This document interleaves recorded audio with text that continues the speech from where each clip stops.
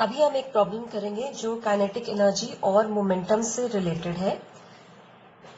The problem says if momentum is increased by 20%, then kinetic energy increases by 48%, 40%, 44% और 35%. यहाँ पे हम kinetic energy और मोमेंटम के बीच में जो रिलेशन है उसको यूज करेंगे.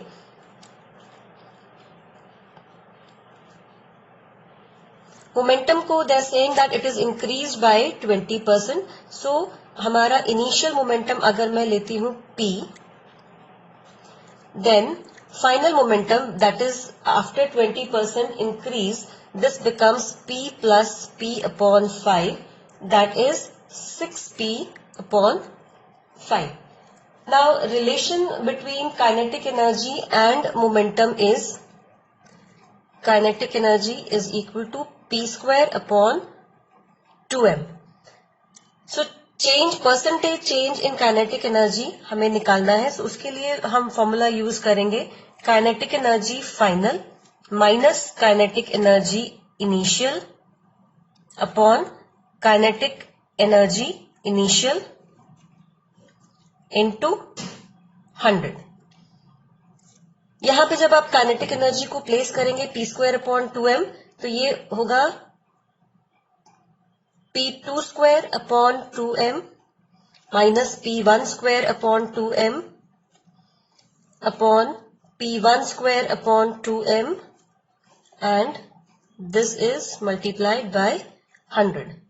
2m थ्रू आउट कैंसिल होगा, so formula is p2 square minus p1 square upon p1 square into 100. Now P2 is 6p upon 5, P1 is p, so we'll place this value.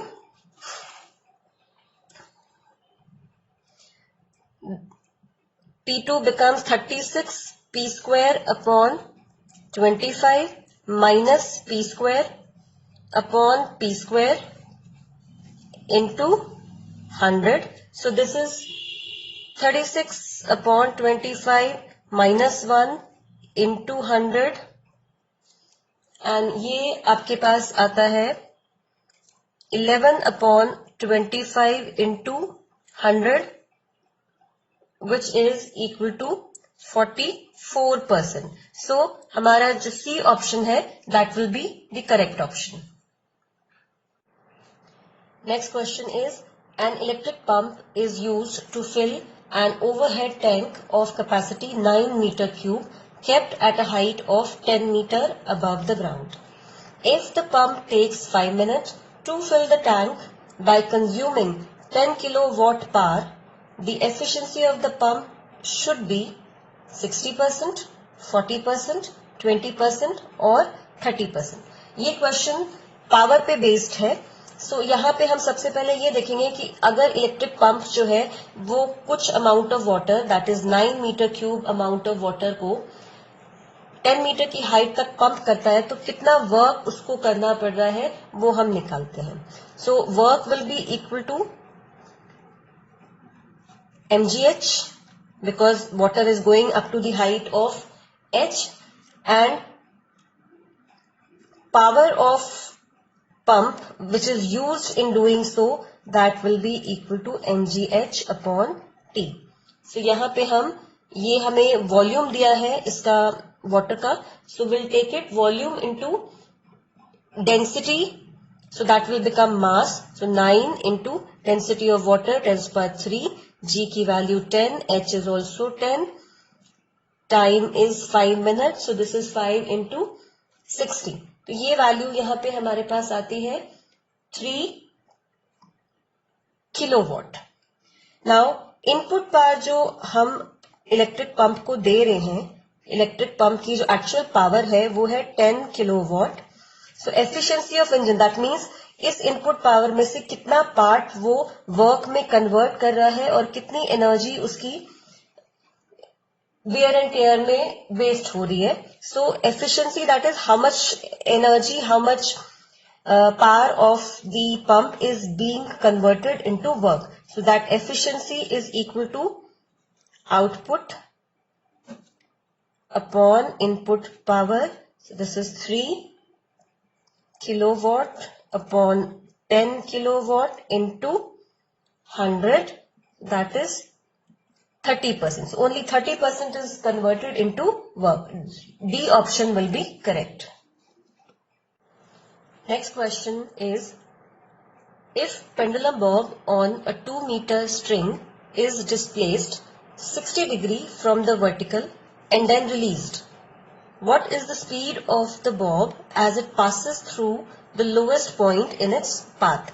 ये question conservation of energy पे based है. यहाँ पे हम potential energy को kinetic energy में convert करके then उनको इक्वेट करके इस क्वेश्चन को सॉल्व करेंगे. इट सेज एक पेंडुलम है जिसकी लेंथ जो है वो 2 मीटर है. So if I take a pendulum, this is bob and this length is suppose L. Now this bob is taken from this position to a position where it makes angle 60 degree from vertical. यहाँ ये angle हम 60 degree ले लेते हैं. सो ये इस Bob की position को अगर हम रेफरेंस पॉइंट मान लेते हैं, then it goes to height suppose h. This is height h. Say this is position O and this is position A. So string की लेंथ इस केस में भी L ही होगी. So यहां से हम क्या करते हैं, OA की वैल्यू निकालते हैं. ट्राइंगल में अगर हम लेंगे then OA will be equal to L cos theta. So this OA is L cos theta. तो अगर मुझे H निकालना है, so H will be equal to complete L में से हम ये OA माइनस कर देंगे. तो this will be L minus L cos थीटा. सो this is L 1 minus cos theta. ये H है. अगर हम बॉब को H हाइट तक लेके गए हैं, दैट मीन्स उसमें पोटेंशियल एनर्जी जो स्टोर होगी वो होगी mgh. So this is equal to mg L 1 minus cos theta. And when it comes down तो ये पोटेंशियल एनर्जी काइनेटिक एनर्जी में कन्वर्ट होती है. सो इस लोएस्ट पोजीशन पे सपोज उसकी स्पीड v है, then this will be equal to half m v square. यहाँ m और m कैंसिल होगा. सो v की वैल्यू हमारे पास 2g l 1 minus cos theta and उसका स्क्वायर रूट आती है. इसमें जब वैल्यूज पुट करेंगे, so we get root 2 into 9.8 into length is 2 and this is 1 minus cos 60 degree. Cos 60 is 1 by 2. So ये 1 by 2 और 2 cancel होगा. So we'll have answer root 2 into 9.8 meter per second. So here B option will be correct. See the next question. A partly hanging uniform chain of length capital L is resting on a rough horizontal table. Small l is the maximum possible length that can be hung in equilibrium. The coefficient of friction between the chain and table is small l upon capital L minus small l. Then here the second option is capital L upon small l upon capital L, or LL upon L plus L. ये question friction के concept पे based है. This question says that if we have a table and table पर एक chain आपने रखी है. It's lying like this and some part of chain is on the table and some part is hanging from it. Now the hanging part is small l length and because total length हमारी capital L है, तो जो part table के ऊपर है that will be equal to L minus L. यहाँ पे अब हम assume करते हैं कि चेन का जो मास है से पर यूनिट लेंथ, मास पर यूनिट लेंथ हम assume करते हैं m. सो जो हैंगिंग पार्ट है उसका weight of hanging chain that will be equal to this small m into l into g, और जो टेबल पे रखा है उसका वेट होगा स्मॉल m, ये लेंथ होगी l minus l into g। Now ये जो वेट है इस चेन का वो टेबल के ऊपर यहां से इसके सेंटर से नीचे की तरफ एक्ट करता है, so reaction force will work in upward direction like this, and reaction force जो है वो आपके इसके वेट के इक्वल होगी। So here this is equal to R। तो जब ये चेन इस वेट की वजह से जो चेन हमारी यहाँ पर हैंग कर रही है उसका वेट इसके ऊपर एक डाउनवर्ड फोर्स लगाएगा, तो ये चेन नीचे की तरफ मूव करने की टेंडेंसी रखेगी। सो यहाँ पे सरफेस पे एक फ्रिक्शन फोर्स जो लगेगी that will B in the opposite direction, and F is equal to mu into R, ये हमारे पास होता है। अब अगर हम इक्विलिब्रियम में देखते हैं, इक्विलिब्रियम में जो हमारे पास पार्ट टेबल पे है, on this table if I see the part of chain on table, इस पर इस साइड से जो फोर्स लग रही है that is equal to the external force that is equal to weight of the hanging part, right, and friction force is in the opposite direction. क्योंकि हम इक्विलिब्रियम बोल रहे हैं, सो इक्विलिब्रियम में ये दोनों फोर्सेस इक्वल होनी चाहिए। सो हमारा weight of hanging part should be equal to friction force. So यहां पे हम इसको लेंगे, हैंगिंग पार्ट का वेट है mLg and F is equal to mu into R, तो म्यू और R की वैल्यू हम यहां से लेंगे that is L minus L into M into G। This M is cancel, G is cancel, so ये म्यू की वैल्यू आपके पास small l upon capital L minus small l आ जाती है। तो यहां option A will be the right answer for this. Now come to next question. A mass of m kg is suspended by a weightless string. The horizontal force that is required to displace it until the string makes an angle 45 degree with the initial vertical direction is. 4 options are given. In this case, there is a mass which is suspended from a point. So this is A and this point is O. This mass has a force F in horizontal direction and its weight is acting in vertically downward direction. Horizontal force लगाने से ये mass displace होता है and it goes to this position B, जहां ये string vertical से 45 degree angle बनाती है।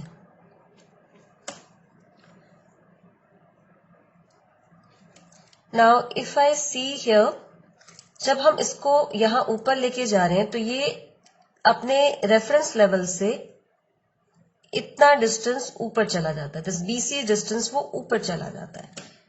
फोर्स क्योंकि हॉरिजॉन्टल डायरेक्शन में लग रही है इस बॉडी के ऊपर, so work done by this force will be,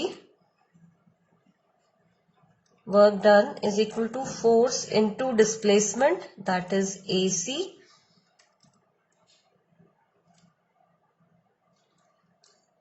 so this is F into AC की वैल्यू अगर मुझे इस ट्रायंगल से चाहिए, यहां पे हम एक ऐसे वर्टिकल लाइन बनाते हैं, से दिस इज D, तो BD की वैल्यू जो है वो ट्रायंगल से हमारे पास आएगी, that will be L sine 45 degree. क्योंकि इस फोर्स की वजह से ये ऑब्जेक्ट हाइट पे चला जाता है, जहां पे जाके ये पोटेंशियल एनर्जी गेन करता है, so change in potential energy of the object will be mg into this height, that is BC. BC को निकालने के लिए हम डायरेक्ट यूज कर सकते हैं, आपने मेरे पिछले क्वेश्चंस में भी देखा होगा, ये पेंडुलम के केस में ये हाइट निकालने के लिए we directly use L 1 minus cos थीटा. सो यहां पे ये हमारे पास आ जाएगा mg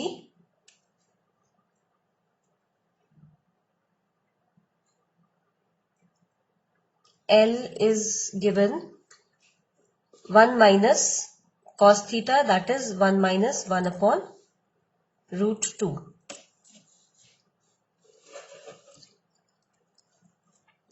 Now this work done will be equal to change in potential energy. तो हम इसको equate करते हैं, that is F into L into sin 45 is 1 upon root 2, and here this is mgl 1 minus 1 upon root 2. L is cancelled, so F की value हमारे पास आती है mg root 2 minus 1.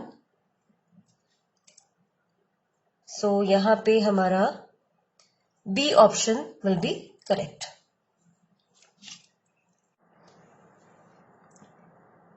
Next question. A uniform chain of length 2 meter is kept on a table such that the length of 60 centimeter hangs freely from the edge of the table. The total mass of the chain is 4 kg. What is the work done in pulling the entire chain on the table? In this case, a table is there.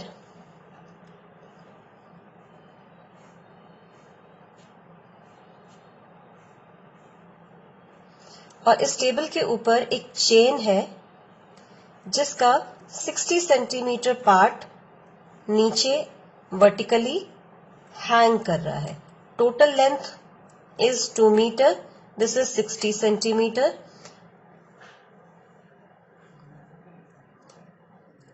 Hanged part is 60 centimeter. Total length is 2 meter. Mass of chain is 4 kg. तो जो ये hanging part है उसका mass अगर हम निकालते हैं, so that is mass of the hanging chain, that becomes 4 का 60 को मीटर में कन्वर्ट करते हैं, so this is 0.6 divided by 2. This comes out to be 1.2 kg. and hanging part का ही weight अगर हम लेते हैं तो weight is equal to 1.2 into 10 12 Newton. So this is the weight of the hanging part of chain जो यहां से downward direction में एक्ट करता है. जितना हैंगिंग पार्ट है उसमें वेट हमेशा इसके सेंटर पॉइंट से एक्ट करेगा. This weight is acting from here. तो अगर टोटल हैंगिंग पार्ट हमारा 60 सेंटीमीटर है, so weight will be hanging from 30 centimetre point यहां से. सो ये जो पॉइंट है that is the weight that is acting from a point 30 centimetre below this table. तो अगर हम इस हैंगिंग पार्ट को पुल करेंगे तो एक्चुअली हम 12 न्यूटन के वेट को या 12 न्यूटन की फोर्स को 30 सेंटीमीटर ऊपर पुल करेंगे. So work done in pulling 12 newton, force is 12 by 30 centimetre, that is 0.3. सो ये हमारे पास आता है 3.6 joule. So this much work we have to do in pulling this chain up on the table. So B option will be correct in this case. Next question is, a spherical ball of mass 20 kg is stationary at the top of a hill of height 100 meter. It rolls down a smooth surface to the ground, then climbs up another hill of height 30 meter and finally rolls down to a horizontal base at a height of 20 meter above the ground. The velocity attained by the ball is 10 meter per second, 10 root 30 meter per second, 40 meter per second और 20 meter per second. ये question जो है that is also based on conservation of energy, जहां पे potential energy और kinetic energy का conversion हो रहा है. Question is about that there is a hill जिसकी हाइट 100 मीटर है. यहां पे एक बॉल रखी है, स्फेरिकल बॉल, जिसका mass is given 20 kg. This ball falls down from here और यहां से ये नीचे ग्राउंड पे, इस ग्राउंड सरफेस पे आके फिर से वापस एक और सरफेस पे क्लाइंब कर जाती है जिसकी हाइट है 30 मीटर. ये हाइट है 30 metre. Then it again falls down and it goes to a horizontal base जो कि इस ग्राउंड सरफेस से 20 मीटर के हाइट पर है. जब बॉल इस सरफेस पे हॉरिजॉन्टली मूव करना शुरू कर देती है तब वो कितनी वेलोसिटी से मूव करेगी ये हमें यहाँ पर कैलकुलेट करना है. जो 30 मीटर की हाइट पे वो जा रही है, because gravitational force conservative force है, so it goes to 30 metre up and then comes down. इसका कोई सिग्निफिकेंस ही नहीं है. We'll straight away take the ball at height 100 meter and then at 20 meter. So इसकी potential energy जो 100 meter height पे होगी,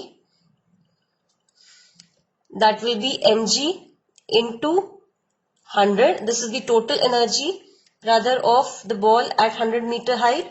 और यहाँ पे इस surface पे जो ball की total energy है, so this we take 1 and say total energy 2. This will be equal to mg into its height is 20, so the 20 plus half mv square. And conservative force है, that's why this energy is conserved. तो हम इस first energy को second energy के साथ equate कर देंगे.